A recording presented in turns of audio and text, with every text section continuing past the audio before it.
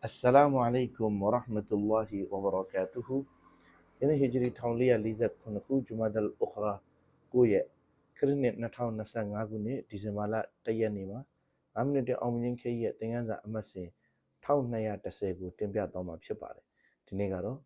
ميتا رينيوي جنروها ميتا أسي أمانيغو بيانلي بيرو ياشي دي سوري أجانغو تنبيا ما بشباري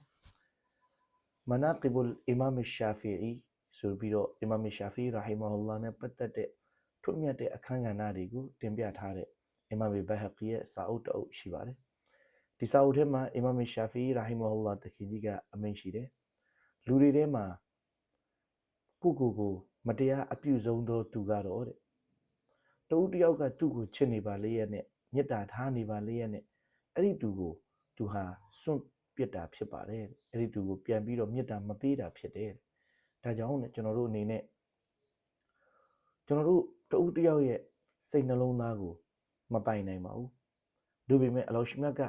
အဲ့ဒီသူရဲ့နှလုံးသားထဲမှာကျွန်တော်တို့နဲ့ပတ်သက်တဲ့အချစ်တရားတွေကိုထည့်ပေးထားတဲ့အခါမှာမေတ္တာတရားတွေထည့်ပေးထားတဲ့အခါမှာအဲ့ဒီပုံကိုယ်တွေဟာကျွန်တော်တို့ကိုပြန်လည်ပြီးတော့မှမေတ္တာထားတာဖြစ်ပါတယ်။ဒါကြောင့်ကျွန်တော်တို့ဟာကျွန်တော်တို့ကိုဘယ်သူတွေက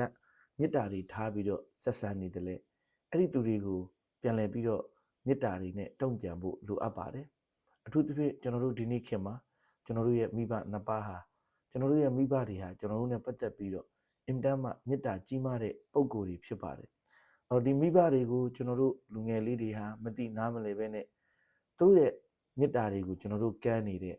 သူတို့မေတ္တာတွေကိုကျွန်တော်တို့အတိအမှတ်မပြုဘူး။သူတို့ပြောဆိုမှုတွေကိုကျွန်တော်တို့လက်မခံဘူး။သူတို့တွေရဲ့ကျွန်တော်တို့ဆိုဆုံးမမှုတွေကိုဥပက္ခပြုနေတယ်။ဒါတွေဟာဆိုရင်လုံးဝမဖြစ်သင့်တဲ့ကိစ္စတွေဖြစ်ပါတယ်။ဒါကြောင့်အာရဘီမှာဆိုကြပါတယ်အလ်ဝတ်ဒူဘီလ်ဝတ်ဒီမေတ္တာဆိုတာဟာမေတ္တာနဲ့ပဲတိဆောက်ရတယ်မေတ္တာကိုမေတ္တာနဲ့ပဲတုံ့ပြန်ရတယ်ဆိုတာဟာအင်တန်တန်ဖိုးကြီးမားတဲ့စကားဖြစ်ပါတယ်။နောက်တစ်ခုကျွန်တော်တို့ရဲ့ဆရာသမားတွေကျွန်တော်တို့ကိုလောကုတ်တရားကဏ္ဍတွေမှာ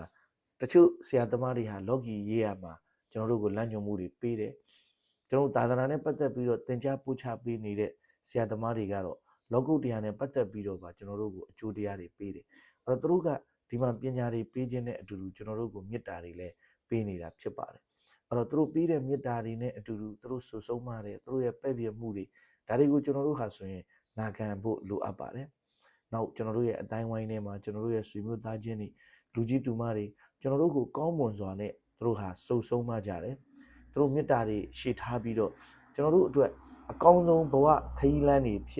ဖြတ်တန်းနိုင်ဖို့သူတို့ဟာလမ်းညွှန်မှုတွေပေးကြတယ်။အဲ့တော့ဒါကြောင့်ကျွန်တော်တို့ကသူတို့တွေရဲ့ပြောဆိုမှုတွေသူတို့ရဲ့ကျွန်တော်တို့နဲ့ပတ်သက်ပြီးတော့မှထားရှိတဲ့မေတ္တာတွေကိုမေတ္တာတွေနဲ့ပြန်လည်ပြီးတော့တုံ့ပြန်တတ်ဖို့လိုအပ်တယ်။ဒါဟာကျွန်တော်တို့မျိုးဆက်သစ်အတွက်အင်တန်အရေးကြီးတဲ့ကွက်လက်တစ်ခုဖြစ်နေတယ်။အဲ့တော့ဒီမေတ္တာတွေကိုမေတ္တာနဲ့ပြန်လည်ပြီးတော့မှတုံ့ပြန်နိုင်စွမ်းကျေးဇူးဆက်နိုင်စွမ်းမေတ္တာဆက်နိုင်စွမ်းအားလုံးကိုအလောရှိမြတ်ချီးမြှင့်ပေးသနာတော်မူပါစေ။ السلام عليكم ورحمة الله وبركاته